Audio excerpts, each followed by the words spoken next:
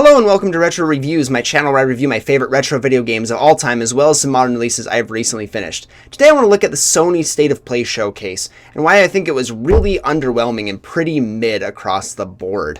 I think this late into the generation we should be getting games that are really capitalizing on the power of the PlayStation 5, but instead we're just getting stuff that just looks kind of run-of-the-mill to me and no really fantastic announcements. Maybe a couple at the end of the showcase, and we'll get to those in a little bit. I want to give you my least favorites all the way up to the top of the list. The bottom of my list are going to be the PSVR games. I don't have a VR. I've never invested in the technology. I think it's way too expensive, and I don't think anything has really captured my attention enough for me to invest in it. So you've got the Alien, Rogue Incursion, and Behemoth. Behemoth kind of looked cool, but again, it's a VR title, so I have nothing to do with that. Next, I've got like Until Dawn remaster. I don't need the remaster. I could just go play the original. It's on the PlayStation 4. We're not bumping it up all that much. I didn't think it looked that impressive either. Unless it's going to be adding a ton of new elements to it, I have no reason to play this version. Another one that I have no interest in is Infinity Nikki. Doesn't look interesting to me. Another one, Concord, looks mildly interesting from a person that doesn't play multiplayer games really all that much.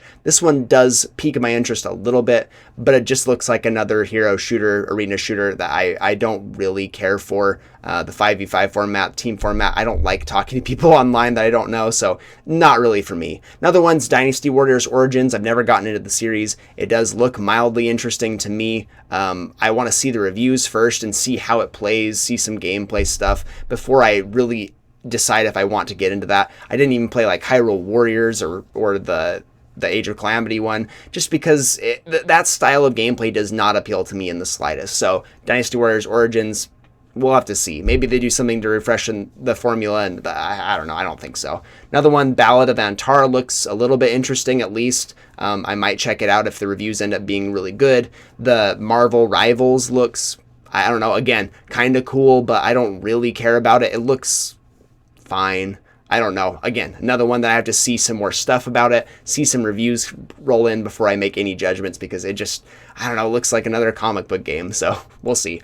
Next is where Winds Meet. That one actually looks pretty cool. Looks like an action game. It looks like it has some good combat elements. That one I am at least a little bit intrigued on. I want to see where that one progresses. I saw that and went, okay, yeah, sure.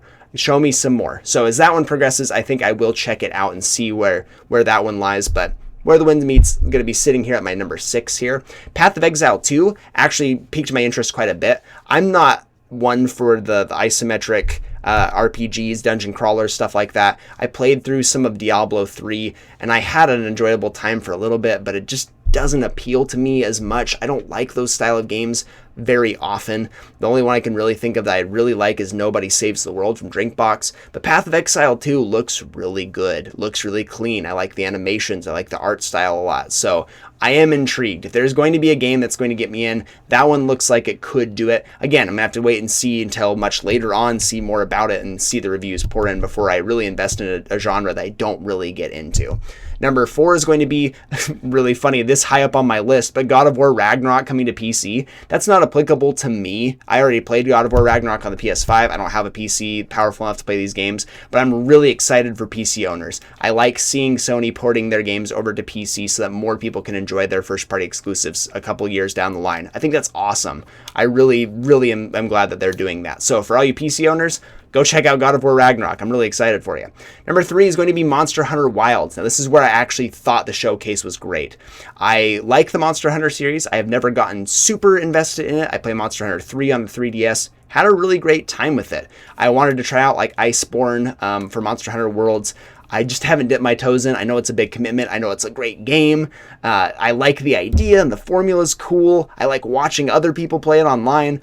It's just one I haven't dipped my toes into all that much. So I am excited about this one. I want to try out some of these Monster Hunter games and really get into it because I think they're really cool. This one looks like the best one in the franchise so far, and I'd like to see more gameplay of that, and I'm sure the reviews are going to be great for it. So I think if anything's going to get me in, I might try out Worlds just so I can get acquainted with the series as of late, and then this one maybe could do it for me.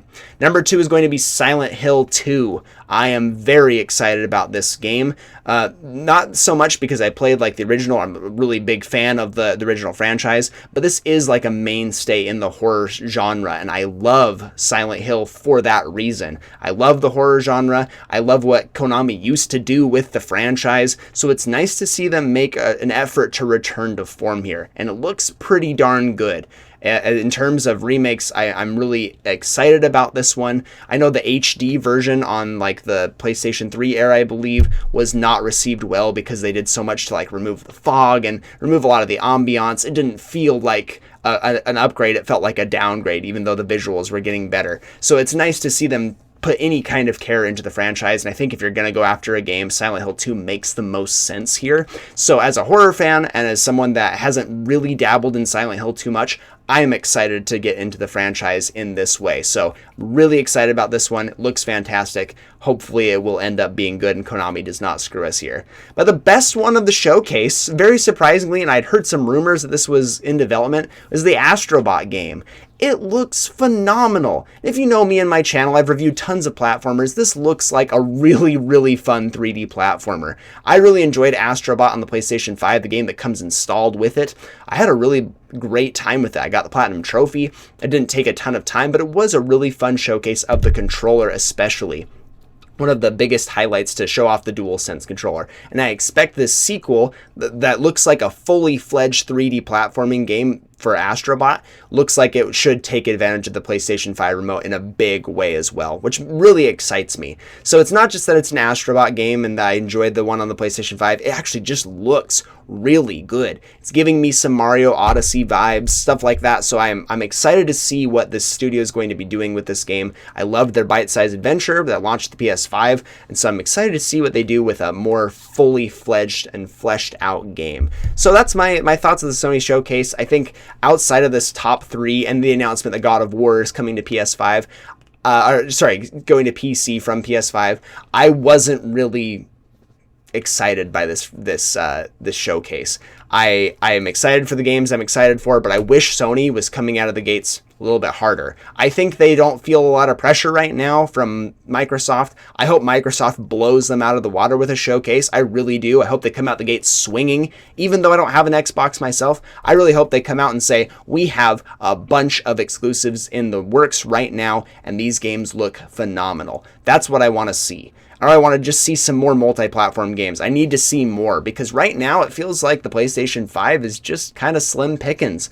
I'm playing a bunch of indie games because that's what's really rocking right now, and I'm having a great time with those, but I do want some media experiences as well. I like to have both. So right now I'm a little underwhelmed. I'm kind of upset that I'm in the midst of this generation feeling like there's not a whole lot to play anymore. Now that I've played the Ratchet & Clank Rift Apart, the God of War Ragnarok, the Elden Rings, I just feel like I'm out of stuff to play. So I hope that Xbox kicks up the competition a bit, add some fuel to the fire with their showcase, and I hope we see some more good multi-platform games come out soon because I'm kind of starving here as a PlayStation owner. That's what I think of the Sony PlayStation State of Play conference. Let me know in the comments section down below what you think and what you're most excited about from this conference, or if you're excited about anything at all. Thank you so much, and I'll see you on the next one.